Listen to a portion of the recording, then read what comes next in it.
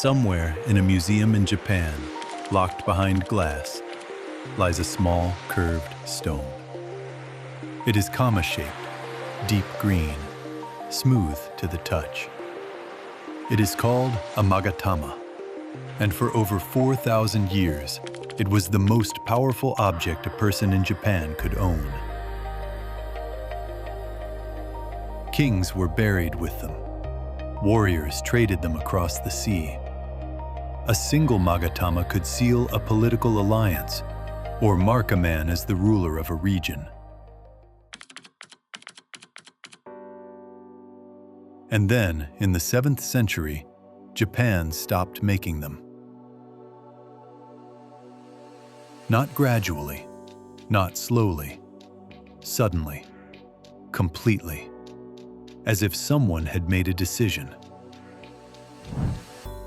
This is the story of the Magatama, and the story of how Japan's ancient tomb culture didn't just fade away. It was dismantled, deliberately, by the most powerful political coup in Japanese history. Nippon tribe.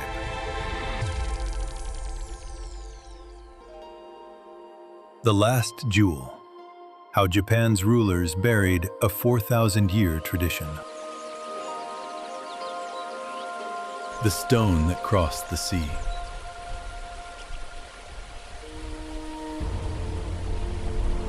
To understand what was lost, we have to go back, far back, to a small river valley on the coast of the Japan Sea. Itoigawa, in what is now Niigata Prefecture, is one of the only places in the world where gem-quality jadeite, true jade, occurs naturally. And people knew this 6,000 years ago.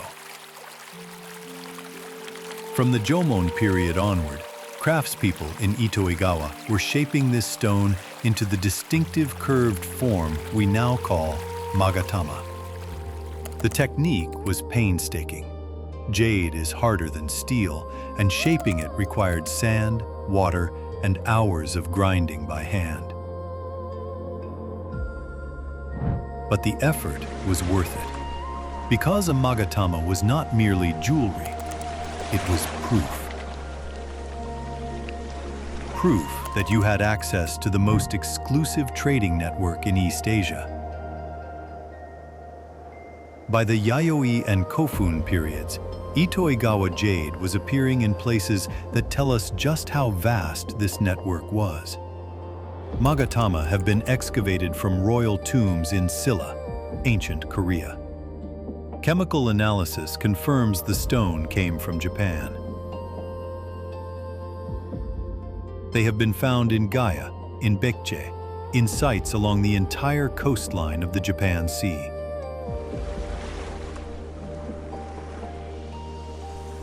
As we explored in our last episode, the Sea of Japan was not a barrier. It was a highway, and jade was its premium cargo.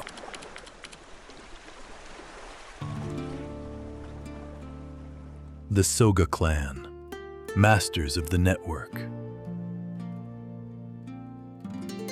By the 6th century CE, one clan had risen to dominate the networks that made Magatama and everything else flow. The Soga clan. The Soga were not the imperial family. They were something more powerful in practice. The administrators, the power brokers, the men who controlled the flow of people, technology, and prestige goods between Japan and the Korean peninsula.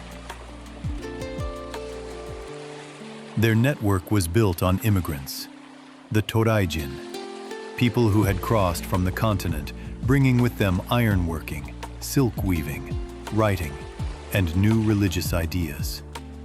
Buddhism arrived in Japan in 538 CE, and it was the Soga who championed it over the fierce resistance of rival clans. Why did the Soga embrace Buddhism so aggressively? because Buddhism disrupted the old order, and the old order was not working in their favor. The older clans, the Mononobe, the Nakatomi, derived their power from traditional Shinto ritual. They controlled the rites that legitimized the emperor. They maintained the old system where giant Kofun tombs were built as declarations of power, and where Magatama, bronze mirrors, and iron swords were the currency of political authority. The Soga offered something different, a new cosmology, backed by continental learning that could reorganize Japanese society from the ground up. Under Soga no Umako, and then under the brilliant Prince Shotoku, who was deeply aligned with Soga interests, Japan began its transformation. Temples replaced tumuli. Sutras replaced sword burials. And yet, even as Buddhism spread, the Soga themselves were buried in Kofun. They played both sides. They held the old network and the new ideology simultaneously.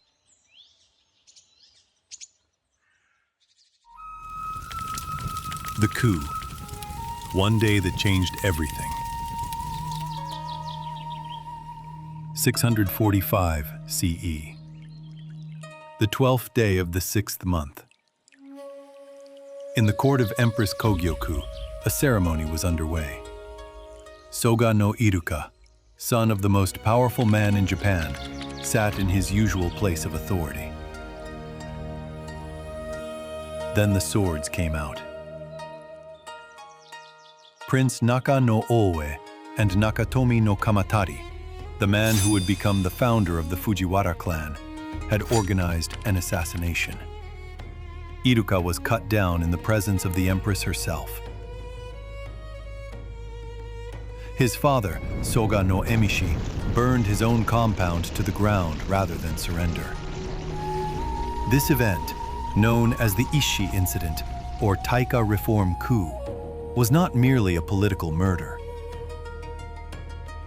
It was a systematic dismantling of everything the Soga had built. Within a year, the new government issued the Hakuso Decree, the Thin Burial Order. The decree was precise, brutal in its specificity. It set strict limits on the size of tombs, the number of workers who could be conscripted to build them, the days allowed for mourning, and, critically, the items that could be placed inside. Magatama, bronze mirrors, iron weapons. The symbols of the old power system were to stay above ground or disappear entirely. This was not about saving resources. Japan was not poor in 646 CE. This was about control. If local lords could no longer build giant tombs and fill them with jade and bronze, they could no longer announce their power to the landscape. The visual language of authority was being nationalized.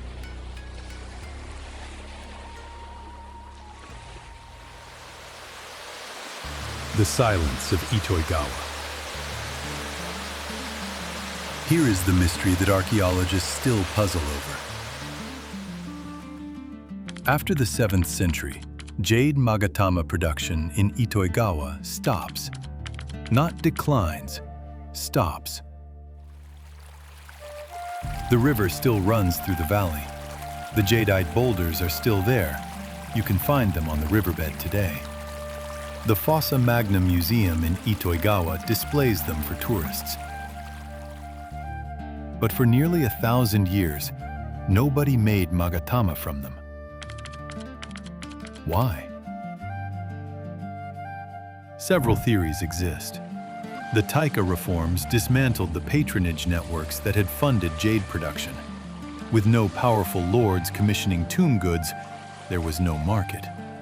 The trade routes to Korea were being restructured as diplomacy replaced the old clan-to-clan exchanges. And Buddhism brought with it new symbols of prestige, sutras, temple bells, gilded statues, that made jade beads feel archaic. But there is also something more poetic to consider.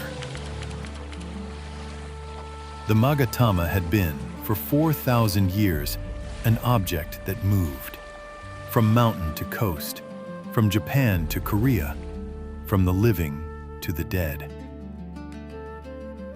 When the new government decided that the dead no longer needed treasures, the Magatama had nowhere left to go.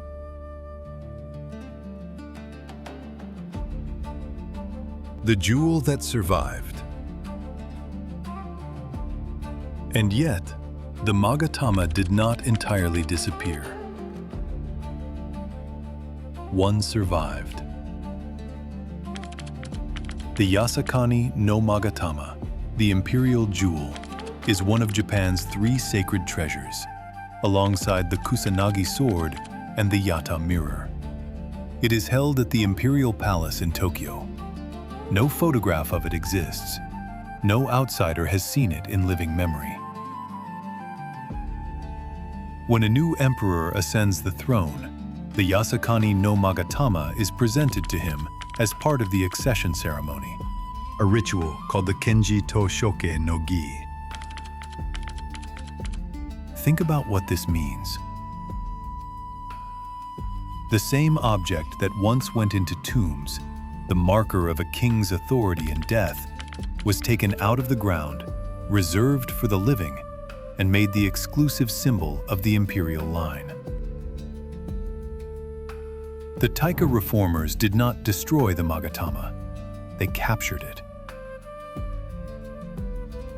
By reserving jade and the old symbols of power for the emperor alone, the new central government completed what the tomb builders had started: the consolidation of all authority into a single, unbroken line.